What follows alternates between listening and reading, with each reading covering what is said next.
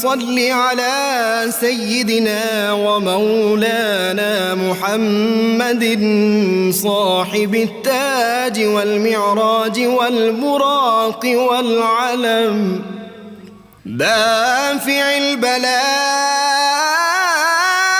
والوباء والقحط والمرض والألم اسمه مكتوب مرفوع مشفوع منقوش في اللوح والقلم سيد العرب والعجم جسمه مقدس معطر مطهر منور في البيت والحرم شمس الضحى بدر الدجى صدر العلا نور الهدى كهف الورى مصباح الظلم جميل الشيم شفيع الأمم صاحب الجود والكرم والله عاصمه وجبريل خادمه والبراق مركبه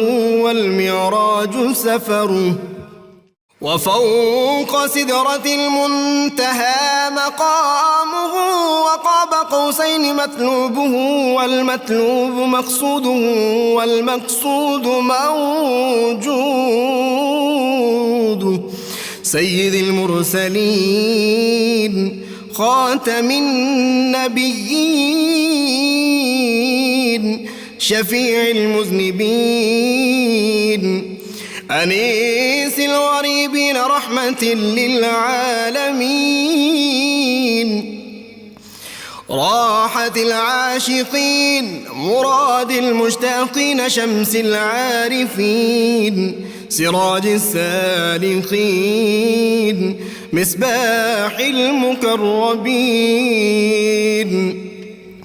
محب الفقراء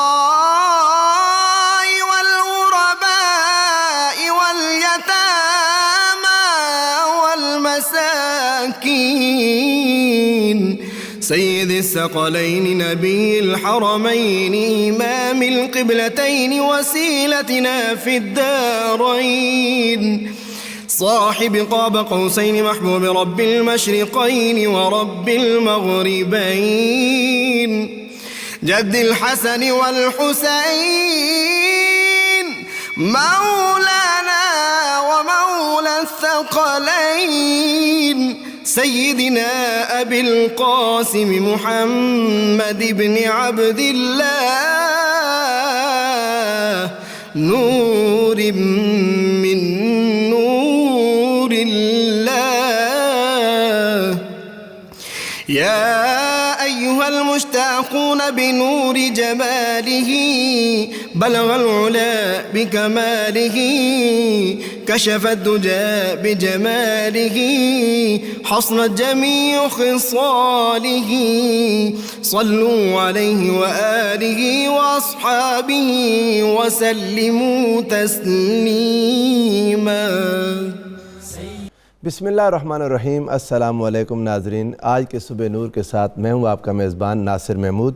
حضرت ابو انیس محمد برکت علی صاحب رحمۃ اللہ علیہ کی تالیف اسماء النبی الکریم سے رسول اللہ صلی اللہ علیہ وآلہ وسلم کا ایک اسم مبارک پڑھنے کی سعادت حاصل کر رہا ہوں۔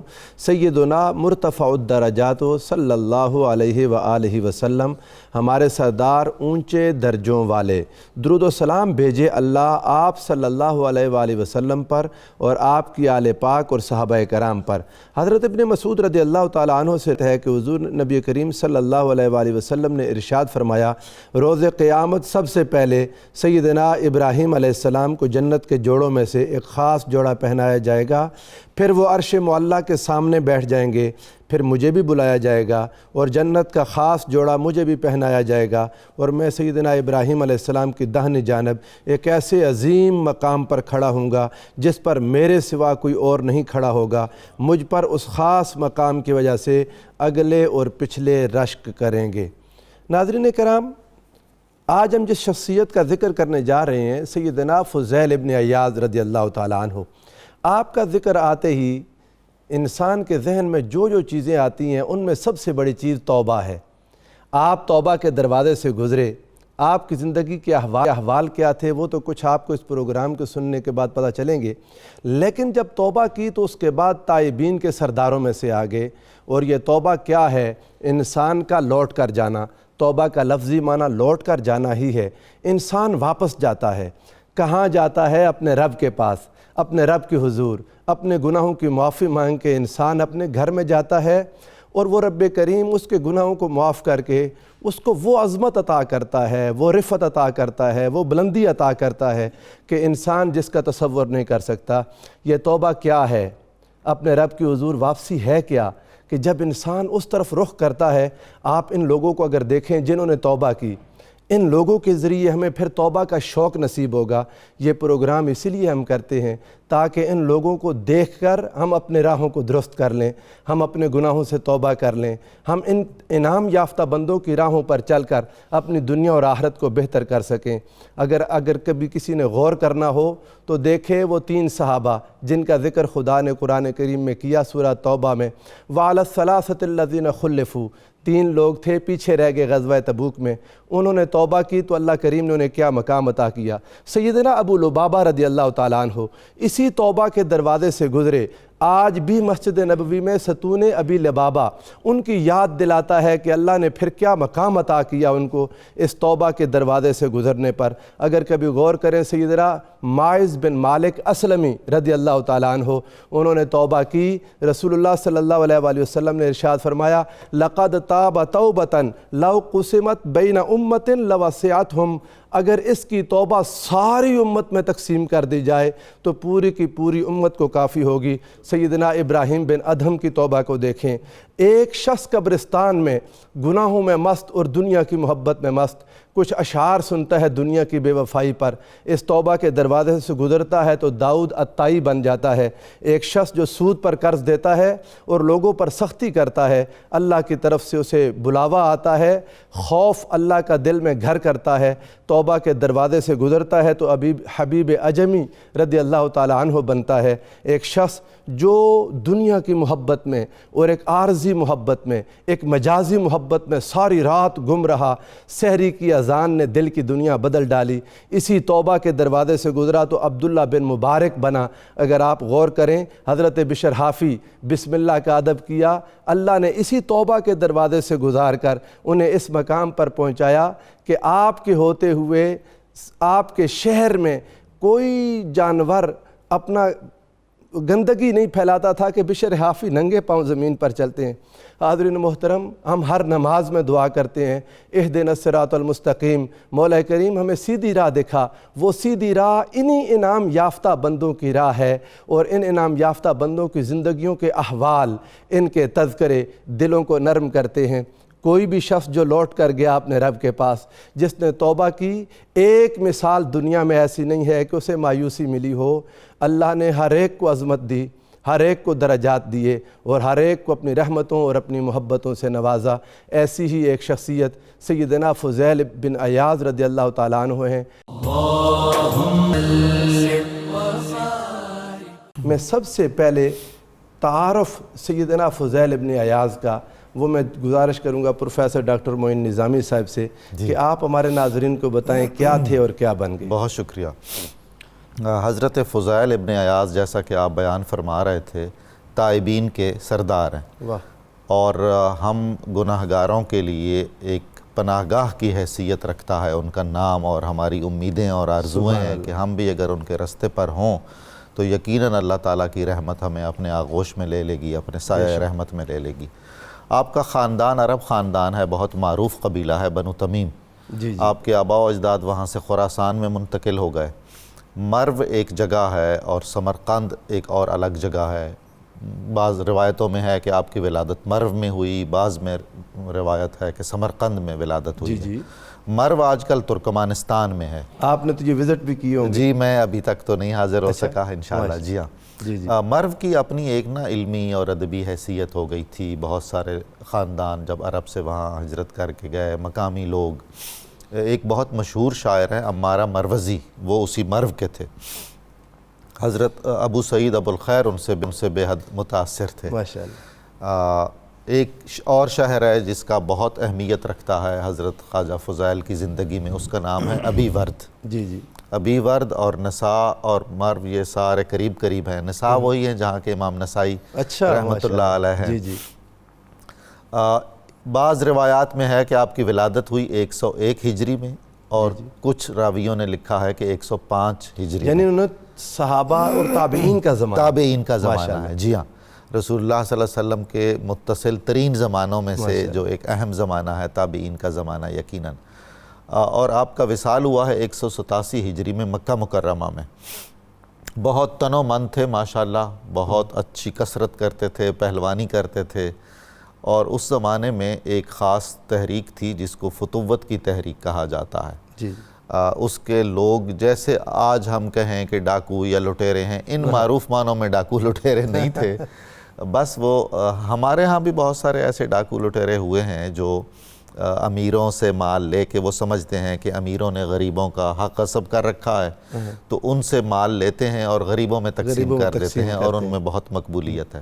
اس نوعیت کی آپ کی ابتدائی زندگی ہے، لیکن عجیب و غریب بات یہ ہے ناصر صاحب کہ ایک طرف زندگی کا یہ رنگ ہے اور دوسری طرف یہ ہے کہ نہ صرف نماز روزے کی پابندی ہے بلکہ نوافل اور نفلی روزے بہت کثرت سے رکھتے تھے اس وقت بھی ماشاءاللہ، یعنی دل میں کوئی ایک محبت کی اور دین سے وابستگی کی چنگاری موجود تھی۔ پھر آگے مزید بات کرتے ہیں تو جی جی جی جی بسم اللہ۔ جناب میں گزارش کروں گا شبیر احمد جامی صاحب، ان کے احوال میں آپ کے پیر و مرشد خواجہ عبد الواحد بن زید رضی اللہ تعالیٰ عنہ، امام ذہبی نے ان کو شیخ العباد قرار دیا۔ یہ کیا ہوتا ہے جب کوئی آپ ان صالحین کے پاس، ان شیوخ کے پاس بیٹھتے ہیں، زندگی کو کس طرح نیا موڑ دے دیتے ہیں اور کس طرح نیا رنگ دے دیتے ہیں؟ بنیادی طور پر ناصر صاحب اصول یہ ہے کہ اللہ تعالیٰ نے بندوں کو دو صلاحیتیں دے کر دی ہیں۔ جی، الست بربکم قالوا بلا کا تو الوہی وعدہ سب کو دے کر بھیجا ہے۔ واہ واہ واہ، لیکن جن اولیاء نے بعد میں بہت اونچا مقام حاصل کیا، لگتا یہ ہے کہ قدرت کی فیاضی نے وہاں کوئی انوکھا فیض بھی ساتھ شامل کر دیا۔ واہ کیا بات ہے، واہ واہ، ایک تو اس کا رنگ آتا ہے، جی جی، دوسرا اللہ تعالیٰ نے جو خیر و شر کی صلاحیت انسان کو دی ہیں، فَأَلْهَمَهَا فُجُورَهَا وَتَقْوَاهَا، تو فجور و تقوی کے امتیاز کی جگہ پر یہ خود گہری نظر رکھتے ہیں۔ واہ، جیسے کہ ڈاکٹر معین نظامی صاحب کہہ رہے تھے کہ وہ ایک فتوت والا عمل، یا جس کو عام سینس میں وہ نیگیٹو معنی نہ ہو تو ڈاکہ زنی کے اس عمل میں صوم و صلاۃ کا پابند ہونا اور نوافل کا پابند ہونا اور امیروں سے مال لے کر غریبوں میں دینا، اس سے لگتا ہے کہ ان کو اپنے نفس پر گہری بصیرت بھی تھی۔ واہ بے شک۔ اب آپ کو پتہ ہے کہ یہ بنیادی طور پر انسان کے پاس دو ذرائع ہیں جو تلاش حق کی طرف اس کو مائل کرتے ہیں، تو پھر ایسے لوگ کسی عام آدمی کے پاس نہیں جاتے۔ واہ، تو حضرت عبد الواحد چونکہ خلیفہ تھے حضرت امام حسن بصری رحمۃ اللہ علیہ، کیا بات، اور یہ ان کی خواہش یہی تھی کہ امام حسن بصری کے پاس جائیں، لیکن وہ وصال پا چکے تھے، تو وہ انہوں نے پھر ان پر ایک خاص رنگ چڑھایا، اور انہوں نے پھر بعد میں جس انداز سے توبہ کی تو اس کا بھی ایک انوکھا پن ہے۔ واہ، عام طور پر ہوتا یہ ہے فطرت میں جو لوگوں کی اقسام چلتی ہیں، کچھ لوگ تو ہوتے ہیں ان کو بلکہ صوفیاء نے مقام صدق کا اور مقام تقوی کا امام قرار دیا ہے، کیا بات ہے، اور بعض نے مقام اخلاص کا امام قرار دیا ہے، اور واقعی یعنی اخلاص، صدق اور تقوی یہاں کامل طریقے سے جلوہ گر ہوتا ہے۔ کیا بات ہے، کیا بات، بلکہ خود بھی آپ فرماتے ہیں کہ میں نے جو عبادات اور ریاضت کی اور ولایت میں اونچا مقام حاصل کیا تو سب سے زیادہ مشکل چیز اخلاص ہے، چونکہ عقیدے کو خالص کرنا اور پھر عمل کو خالص کرنا یہ ایک ایسی چیز ہوتی ہے کہ جہاں ملاوٹ اور جہاں نفسانی خواہشات، شیطانی وساوس نہ رہیں تو ایک بندہ ایک خالص طریقے سے عمل کرتا ہے، حنیف بن جائے، حنفاء للہ، کہ ایسے اللہ کی طرف کہ کوئی اس میں دنیا داری، کوئی اس میں ریاکاری، کوئی اس میں ایسی چیز نہ ہو کہ جو اللہ سے دور کرنے والی ہو۔ میں قبلہ آپ کی طرف آؤں گا، آپ کے معاصرین دیکھیں، سیدنا ابراہیم بن ادھم حضرت بشر حافی، حضرت خواجہ سفیان ثوری، سیدنا داؤد طائی، کیا سنگتیں تھیں، کیا زمانہ تھا حضور، کیسے کیسے لوگ تھے، اور پھر یہ کیا رنگ انہوں نے دکھایا۔ ناصر صاحب بڑی اہم بات میرے مجھ سے قبل دونوں احباب نے بڑی خوبصورت باتیں کی، اور بطور خاص جو ذکر ہوا وہ ان کی رہزنی کا ہوا، جسے آپ چوری کہہ لیں یا ڈاکہ کہہ لیں۔ ڈاکٹر نظامی صاحب نے تو بہت ہی حسین الفاظ میں جو ہے ان کو بیان فرمایا۔ رسول کریم علیہ السلام تشریف فرماتے مسجد نبوی کے اندر، اور ایک شخص بڑے انہماک سے، استغراق سے، خشوع و خضوع سے نماز ادا کر رہا تھا۔ صحابہ نے یا رسول اللہ یہ دیکھ، اس کی نماز آپ نے دیکھی ہے کیسی نماز ہے؟ اس کا خشوع و خضوع دیکھیں اور اس کا عمل دیکھیں، یہ چوری کرتا ہے۔ فرمایا خاموش ہو جاؤ، اپنی زبانوں کو بند رکھو، اللہ تعالیٰ اسی نماز کی برکت سے چوری سے توبہ کی توفیق عطا فرمائے۔ وہ جو اللہ نے فرمایا نا کہ نماز ان الصلاۃ تنہا عن الفحشاء والمنکر، اور صحابہ کہتے ہیں کہ ہم نے اس شخص کو پارسائی میں، پاک دامنی میں، تقوی میں اپنے سے بہتر پایا۔ کیا بات ہے۔ تو بات یہ ہے کہ انسان کے اندر جب چنگاری جو ہے وہ موجود ہوتی ہے تو کبھی نہ کبھی بھڑک کے شعلہ جوالہ بن جاتی ہے۔ بات یہ ہے کہ موجود تھا، اندر جذبہ موجود تھا۔ دوسری بات جو کرنا چاہتا ہوں، اس وقت جو ہمارے گرد و نواح کا ماحول ہے اس میں ایک مس پرسیپشن جو ہے وہ پریویل کر رہی ہے کہ اولیاء اللہ نے ایک پیرلل دین دیا، متوازی دین دیا، اور یہ طریقت اور یہ چیزیں، یہ جو کچھ ہے تصوف جو ہے ایک متوازی دین ہے۔ ایسا ہرگز نہیں ہے۔ اور آہستہ آہستہ لوگوں کی سوچ اور فکر میں، جو کہ میرا تعلق اس طبقے سے ہے اور میں دیکھ رہا ہوں بڑے قریب ہو کے، کہ لوگ ڈی ٹریک ہوتے چلے جا رہے ہیں کہ جی اولیاء کی کیا ضرورت ہے، اور دین ہی کافی ہے، قرآن ہی کافی ہے، حدیث ہی کافی ہے۔ میں یہاں رسالت امام علیہ السلام کی 2-3 احادیث جو ہیں انتہائی اختصار کے ساتھ آپ کے سامنے پیش کروں گا۔ امام احمد بن حنبل نے اس حدیث کو نقل کیا اور امام طبرانی نے بھی نقل کیا۔ عمر بن جموع فرماتے ہیں کہ رسالت امام علیہ السلام نے ارشاد فرمایا کہ انسان اسی وقت حقیقت ایمان کو پا سکتا ہے جب اس کی رضا اور ناراضگی کا مرکز و محور ذات الہی بن جائے، اسی وقت اس حقیقت کو پا سکتا ہے، وگرنہ ایمان کی حقیقت نہیں پا سکتا۔ فرمایا، اور اللہ تعالیٰ فرماتے ہیں، حدیث قدسی ہے، وَإِنَّ أَحِبَّائِي وَأَوْلِيَائِي، اور میرے دوست اور اولیاء وہ ہیں محبت کرنے والے، الَّذِينَ يُذْكُرُونَ بِذِكْرِي، جب ان کا ذکر کیا جائے تو میں یاد آ جاؤں، اور میرا ذکر کیا جائے تو وہ یاد آ جائے۔ بڑی زبردست بات کی۔ اگلی بات آپ دیکھیں کہ نبوت اپنے اختتام کو پہنچی، کسی نبی نے نہیں آنا، تو یہ دین کون لے کے چلے گا؟ موسیٰ علیہ السلام کی شریعت کو آگے بڑھانے کے لیے 4000 نبی تشریف لائے۔ بے شک آپ رسول تھے۔ آپ دیکھیے اللہ کے رسول کے بعد، نبی کریم علیہ السلام کے بعد نبوت تو ختم ہوئی، اب دین لے کے چلنا ہے اولیاء نے، صلحاء نے، علماء نے، یہی وارث انبیاء نے اور مجددین نے۔ صحیح فرمایا آپ نے۔ اور میرے نبی نے ارشاد فرمایا، وَإِنَّ أَحَبَّ عِبَادِ اللَّهِ الَّذِينَ يُحِبُّونَ اللَّهَ إِلَىٰ عِبَادِهِ، ان اللہ والوں کا پہلا کام تو یہ ہے کہ لوگوں کے دلوں کے اندر اللہ کی محبت کو راسخ کرتے ہیں، پہلا کام یہ ہے۔ اور دوسرا، 2 مشن ہوتے ہیں، 2 چیزیں ان کی پیش نظر ہوتی ہیں۔ پہلا تو اللہ کی محبت بندوں کے دلوں میں راسخ کرنا، وَيَسْعَوْنَ فِي الْأَرْضِ بِالنَّصِيحَةِ، اور دوسرا مخلوق کی خیر خواہی کا اہتمام کرنا زمین کے اندر۔ اور دیکھیں آپ حضور نبی کریم صلی اللہ علیہ وسلم سے جب سوال ہوا، حضرت جبریل امین نے جو حدیث جبریل مشہور ہے، اس میں ایک اسلام جو عبادات ہیں، ایک ایمان جو عقائد ہیں، جو احسان ہے وہ کوئی انسان سمجھے تو صحیح، وہ وہی راستہ ہے جو ان اولیاء کا تھا۔ اور جب قرآن کہتا ہے وَإِذَا سَمِعُوا مَا أُنزِلَ إِلَى الرَّسُولِ تَرَىٰ أَعْيُنَهُمْ تَفِيضُ مِنَ الدَّمْعِ مِمَّا عَرَفُوا مِنَ الْحَقِّ، یہ حضرت فضیل بن عیاض کا ذکر کہ جب قرآن سنتے تو کیا حال ہوتا، کچھ اس کا تذکرہ فرمائیں۔ آپ کوفہ تشریف لے آئے اور وہاں استفادہ کیا، آپ نے جن ہستیوں سے فیض پایا ہے وہ بھی کمال ہستیاں ہیں۔ حضرت امام جعفر صادق ہیں، یعنی امام شریعت و طریقت ہیں، خانوادہ رسول کے جن میں شریعت و طریقت اکٹھی ہے، اور حضرت امام ابو حنیفہ ہیں رضی اللہ تعالیٰ عنہ، وہ ہستی ہیں جنہیں داتا صاحب جیسے بزرگ اپنا آئیڈیل جانتے ہیں اور اپنے محبوب شخصیتوں میں شمار کرتے ہیں۔ اور پھر وہ زمانہ بھی وہی ہے جہاں تابعین موجود ہیں جنہوں نے براہ راست صحابہ سے فیض حاصل کیا ہے، اور نسبت رسول صلی اللہ علیہ وآلہ وسلم میں صرف صحابہ کے بعد ان کا درجہ آتا ہے۔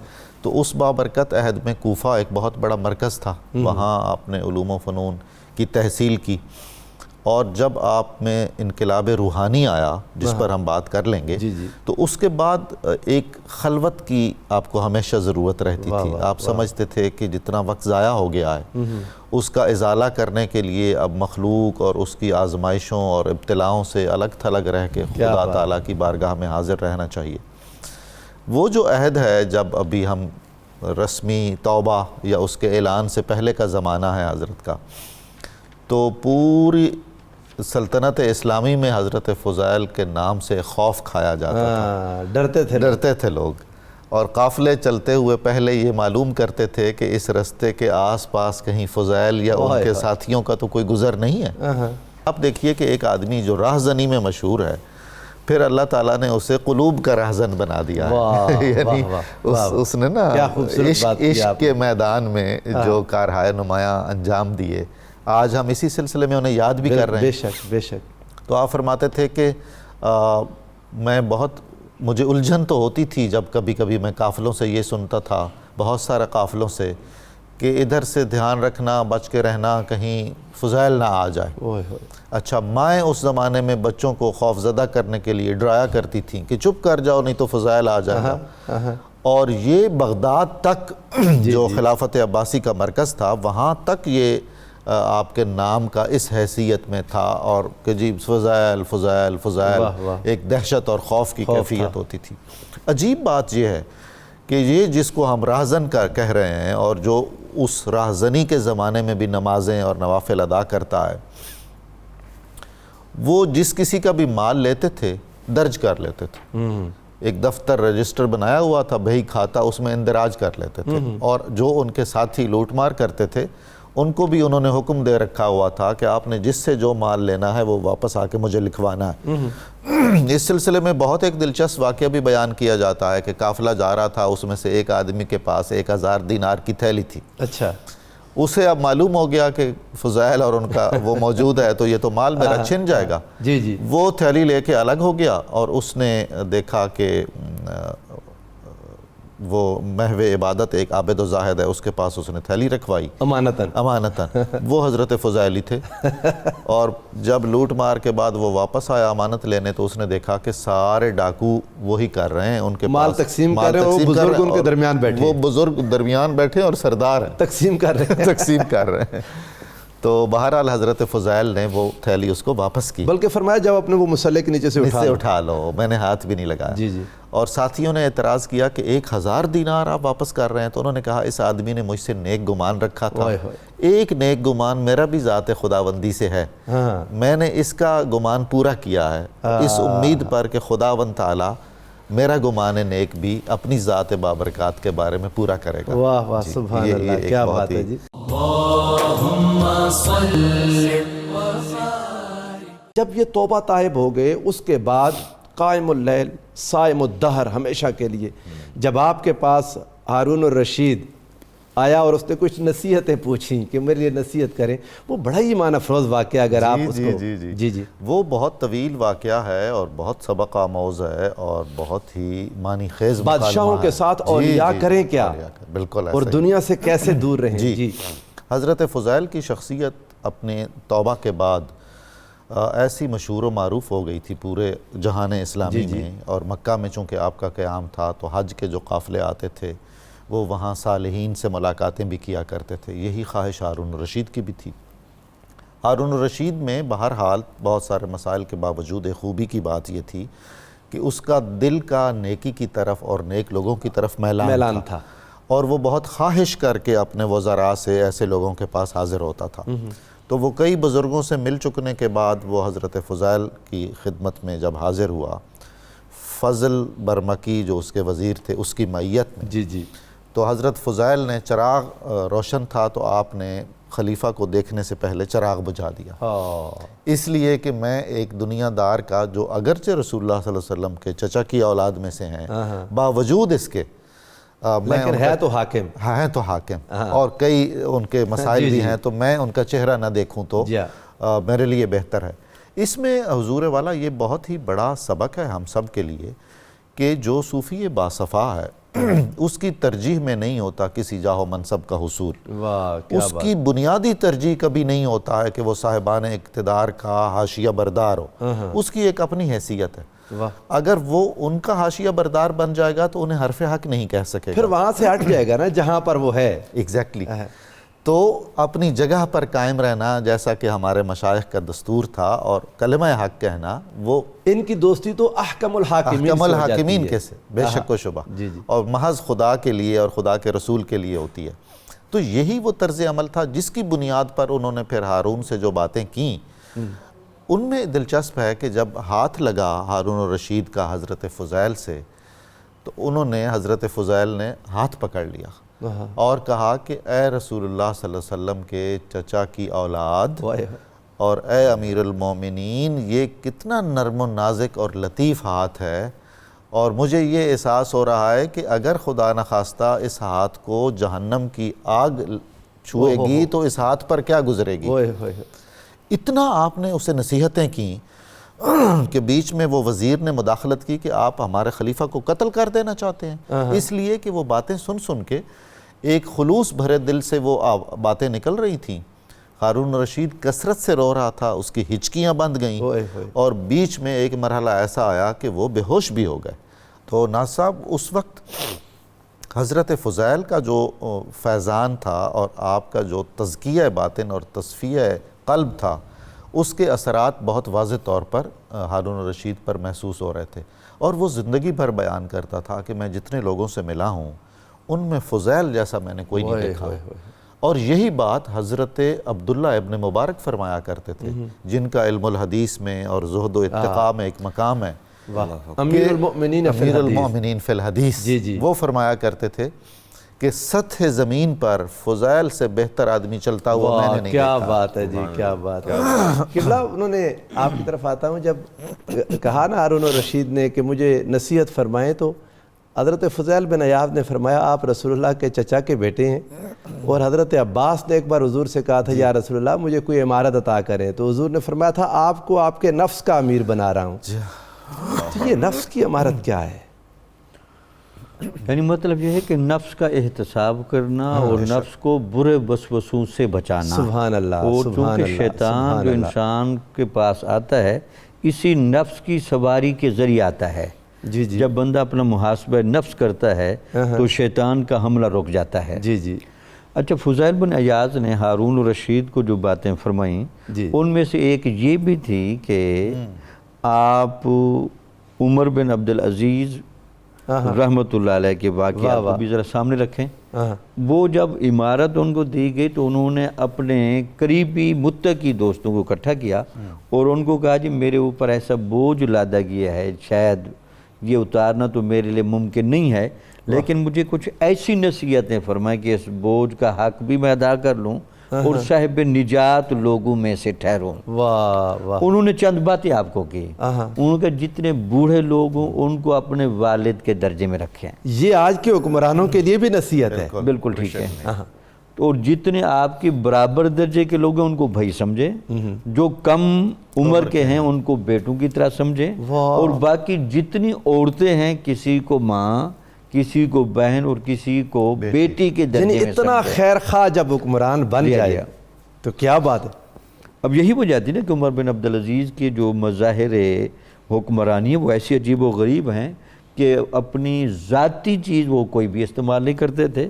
جب ان کے ساتھ کوئی بندہ ایک حکم نامہ لینے کے لیے آیا تو جب تک وہ سرکاری حکم نامہ لکھتے رہے دیا جلتا رہا، جب اس نے ذاتی باتیں شروع کر دیں تو آپ نے دیا بجھا دیا۔ اس نے کہا جی اس کی کیا وجہ ہے؟ ان کے جب تک یہ بات تھی وہ تو اسلامی حکمرانی کی تھی، اب آپ کا اور میرا پرسنل معاملہ ہے تو دیا درمیان میں جلتا نہ رہے۔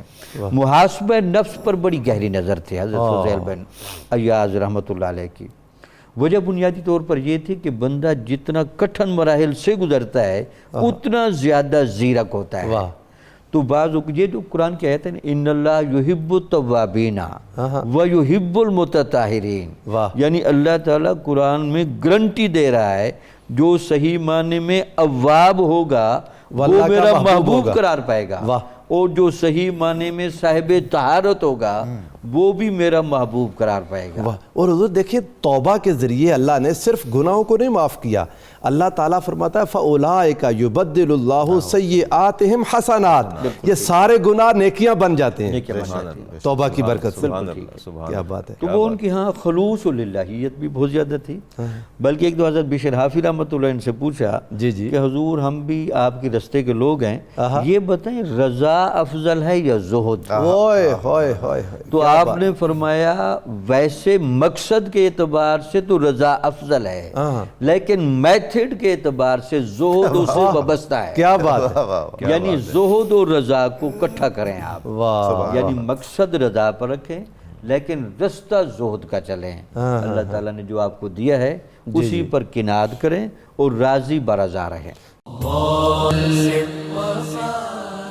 قرآن کو الذین اذا ذکر اللہ وجلت قلوبہم کی ایک تفسیر تھے۔ حضرت سفیان ثوری آپ کے پاس آ کر بیٹھتے تھے، اور قبلہ سفیان ثوری وہ آدمی تھے کہ ان کے بارے میں جب وہ بیمار پڑ گئے، بیماری میں ڈاکٹر نے حکیم نے آ کے چیک کیا، اس نے کہا خوف نے اس شخص کے جگر کے ٹکڑے کر دیے۔ سفیان ثوری وہ ان کے پاس بیٹھے، پوری رات گفتگو رہی علم پر، دین پر۔ تو انہوں نے رات جب کٹنے لگی تو انہوں نے کہا کہ مبارک ہے یہ رات، آج ہم نے ساری دین کی اور علم کی گفتگو میں گزاری۔ فرمایا اس کو نامبارک کہو۔ کہنے لگے یہ کیا حضور، کیسے نامبارک؟ فرمایا پوری رات تم یہ چاہتے رہے کہ اس سے اچھی بات سنوں، اور میں اسی سوچ میں رہا کہ تمہارے ہر سوال کا کوئی اچھا جواب دوں۔ کیا یہ اچھا ہوتا؟ تنہائی ہوتی، بکا ہوتا، گریہ ہوتی، مناجات ہوتی، لذت شوق ہوتی۔ سبحان اللہ۔ وَلِمَنْ خَافَ مَقَامَ رَبِّهِ جَنَّتَانِ، میرے رب نے ارشاد فرمایا کہ جو میرے سامنے کھڑا ہونے سے ڈر گیا اس کو ایک نہیں دو جنت عطا فرماؤں۔ واہ سبحان اللہ۔ رسالت امام علیہ السلام نے ارشاد فرمایا کہ بندے کی آنکھ اگر اللہ کے خوف سے بہہ نکلے، بلکہ یہاں تک آیا کہ اگر آنکھ سے ایک آنسو ڈھلک کے رخسار پر آ جائے، اللہ تعالیٰ اس ایک آنسو سے بھی جہنم کی آگ کو بجھا دے گا۔ یہاں میں ایک بڑی اہم بات کرنا چاہتا ہوں آپ کی اجازت سے۔ جی بسم اللہ۔ فضیل بن عیاض فرماتے ہیں کہ جب میرے خچر کی عادت بگڑتی ہے تو میں سمجھ جاتا ہوں کہ میری کہیں نہ کہیں کوتاہی ہے، یا مجھ سے گناہ یا غلطی ہوئی ہے۔ میں اس کو تھوڑا ایکسپینڈ کروں گا۔ جی جب تک بندہ اللہ کے احکامات کے تابع رہتا ہے، اطاعت گزار رہتا ہے، اللہ تعالیٰ مخلوق کو اس کے سامنے رکھ دیتا ہے اور وہ مخلوق بھی اطاعت گزار رہتی ہے۔ لیکن جب بندہ رب کی نافرمانی کرتا ہے پھر مخلوق بھی جو ہے، رب کی مخلوق جو ہے وہ بھی پھر انحراف کرتی ہے۔ آج عصر حاضر میں دیکھیے لوگوں کو گلہ ہے کہ اولاد ہماری بات نہیں سنتی، شاگرد ہمارا احترام نہیں کرتے، بہت بیوی ہماری بات کو جو ہے وہ سیٹ اسائیڈ کرتی ہے۔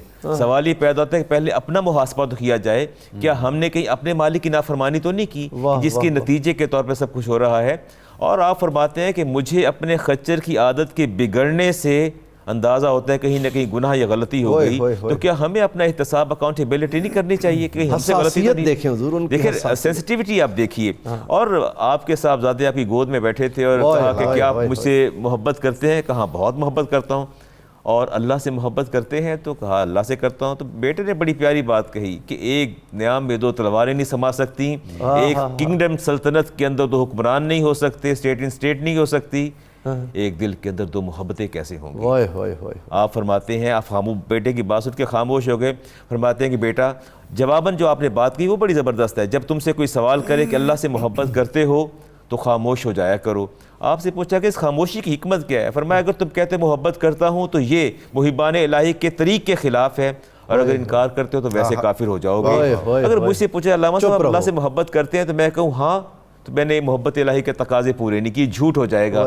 اگر میں نہ کہتا ہوں دائرہ اسلام سے خارج ہو جاؤں گا۔ تو بات ہے اللہ والوں کا بنیادی کام ہی یہ ہے کہ مخلوق خدا کے دلوں میں اللہ کی محبت کو راسخ کرنا، اللہ کے حبیب کی محبت کو راسخ کرنا، جادہ مستقیم پر چلانا۔ یہ ڈاکٹر صاحب قبلہ فرماتے تھے آپ کا ایک فرمان، طوبیٰ لمن استوحش من الناس وانس بربہ، مبارک ہو اس کو لوگوں سے جس کو وحشت آتی ہے اور اللہ سے جس کو انس آتا ہے، وبکا علی خطیئتہ، اور اپنی خطاؤں پر روتا ہے۔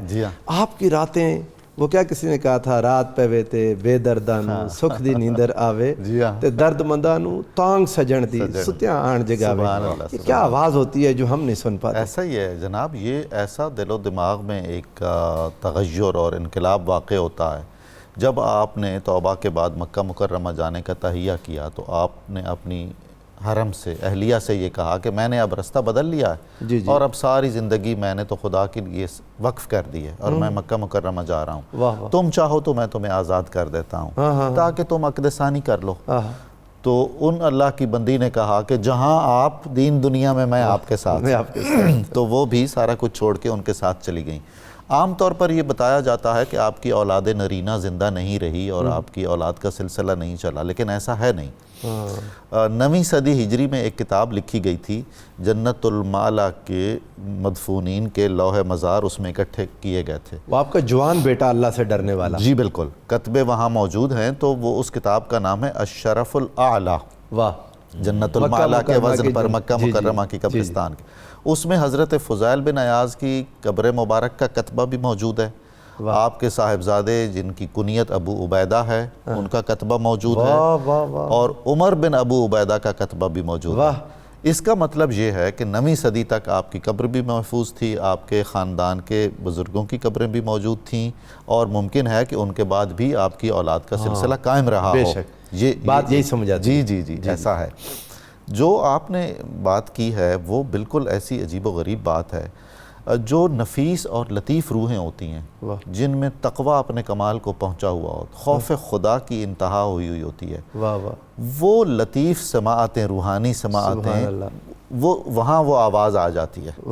صوفیاء نے لکھا ہے کہ جو الستو بربکم والی جو آواز ہے، جی جی، تو اس وقت بعض سعید روحوں نے یہ سنا تھا عالم بالا میں کہ کیا میں تمہارا محبوب نہیں ہوں، واہ واہ، بعض نے یہ سنا تھا کہ کیا میں ہی تمہارا اکیلا مقصود نہیں ہوں، واہ، بعض نے سنا کہ کیا میں ہی تمہارا رب نہیں ہوں، جیسی طبیعت تھی ویسا سنا، اور پھر ان کی ساری زندگیاں اسی طرح گزریں، اس وعدے کی پاسبانی میں، اس وعدے کی پاسداری میں اور وفاداری میں اور اس میں استقامت میں۔ بے شک بے شک۔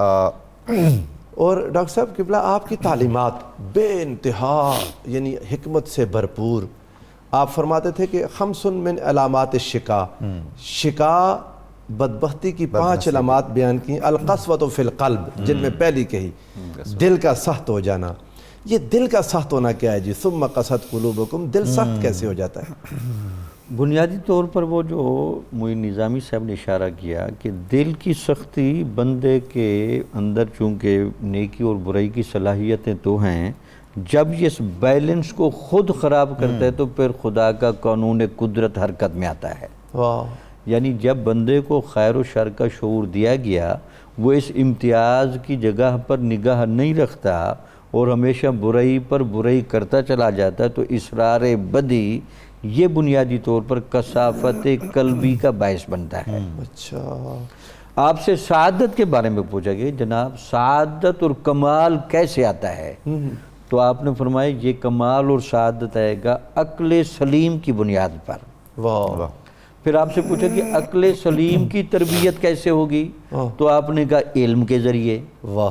آپ سے پوچھا کہ علم کیسے آئے گا؟ آپ نے کہا صبر کے ذریعے۔ سبحان اللہ، یعنی پہلے صبر، پھر علم، پھر عقل سلیم کا ارتقا، پھر حصول سعادت۔ یعنی بات شروع ہوگی صبر سے، صبر سے۔ یعنی جب بندہ صبر اور تحمل پر آتا ہے اور پھر شریعت کی پابندی میں جو نتائج بندے کو نہیں نکلتے اور شیطان بہت وسوسہ ڈالتا ہے، نفس بھی ساتھ نہیں دیتا، یہ ایک صبر کی جگہ ہے۔ واہ واہ، ایک روحانی صبر کا اشارہ آپ نے کیا نا۔ ایک تو ہے کہ دنیا کے ملنے نہ ملنے یا دنیا کی تکالیف پر صبر کرنا، صبر کی ایک قسم جو آپ نے ابھی بتائی بالکل نہیں ہے کہ انسان نے عبادت کی، دعا کی، نتیجہ نہیں نکلا، اس پر بھی صبر کرنا، اس پر بھی صبر کرنا۔ کتاب الشفا سے نسخے کا وقت ہوا چاہتا ہے۔ حاضرین محترم، مرگی کا علاج سن لیں۔ اگر کسی شخص کو مرگی کے دورے پڑتے ہوں تو نماز فجر کے بعد کسی کاغذ پر رسول اللہ صلی اللہ علیہ وآلہ وسلم کا اسم مبارک المرتضیٰ صلی اللہ علیہ وآلہ وسلم 145 بار لکھ کر وہ کاغذ پانی میں بھگو کر مریض کو پلا دیں، شفا نصیب ہوگی۔ حضرت فضیل بن عیاض رحمۃ اللہ تعالیٰ علیہ کا قول مبارک، جس پر خوف الہی غلبہ پا لیتا ہے اس کے منہ سے کوئی فضول اور غیر مفید بات نہیں نکلتی۔